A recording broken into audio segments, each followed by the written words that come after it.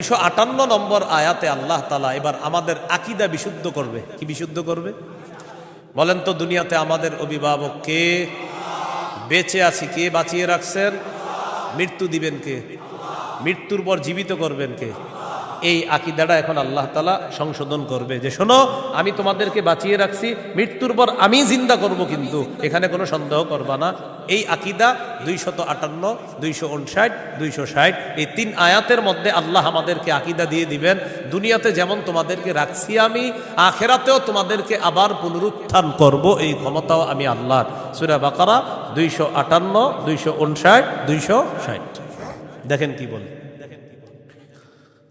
ألم تر إلى الذي حاج إبراهيم في ربه أن آتاه الله الملك إذ قال إبراهيم ربي الذي يحيي ويميت قال أنا أحيي وأميت قال إبراهيم فإن الله يأتي بالشمس من المشرق فأت بها من المغرب فبهت الذي كفر والله لا يهدي القوم الظالمين।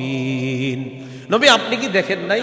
ওই ব্যক্তির ব্যাপারে চিন্তা করেন নাই যে ব্যক্তি ইব্রাহিম নবীর সাথে তার রবের ব্যাপারে ঝগড়া করেছে? যেই রব তাকে রাজত্ব দান করেছে, ওই রবের ব্যাপারে লোকটা ঝগড়া করেছে ইব্রাহিম নবীর সাথে। আল্লাহ তাআলা বলেন এই ব্যক্তি হলো বাবেল শহরের বাদশাহ নমরুদ। ইব্রাহিম নবীর সাথে ঝগড়া লাগছে, এই কারণে নমরুদকে আল্লাহ তাআলা রাজত্ব দান করছে। রাজত্ব পাওয়ার পর নমরুদ কয় আমি খোদা। ইব্রাহিম নবী বললেন আমার রব রব্বি আল্লাযী ইহয়ী ওয়া ইউমীত, আমার রব হলেন তিনি যিনি জীবন দেয়, যিনি মৃত্যু দান করেন। নমরুদ পাল্টা জবাব দিয়ে বলে ক্বালা আনা উহয়ী ওয়া উমীত, আমিও তো জীবন দেই, আমিও তো মৃত্যু দেই। নাউজুবিল্লাহ। হ্যাঁ, ইব্রাহিম নবী বললেন রব তিনি যিনি জীবন দেয় মৃত্যু দেয়। নমরুদ কথা আমিও তো জীবন দেই মৃত্যু দিই।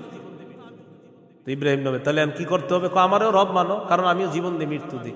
ইব্রাহিম নবী বললেন কিভাবে? জেলখানা থেকে 2 জন আসামি ধরে আনছে, একজনকে মেরে ফেলছে আর একজনকে ছেড়ে দিছে। মারার পর বলে এই যে দেখো আমি মৃত্যু দিলাম, ছেড়ে দেওয়ার পর বলে এই যে দেখো আমি জীবন দিলাম।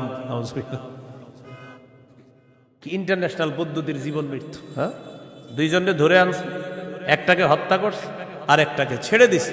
হত্যা করার পর বলে দেখো জীবন দিলাম, মৃত্যু দিলাম। জীবন দিলাম কিভাবে? আর একটাকে ছেড়ে দিছে, এইটা ছেড়ে দেওয়ার পর বলছে আমি তাকে জীবন দিলাম। আপনারা বলেন এটা কি জীবন মৃত্যু?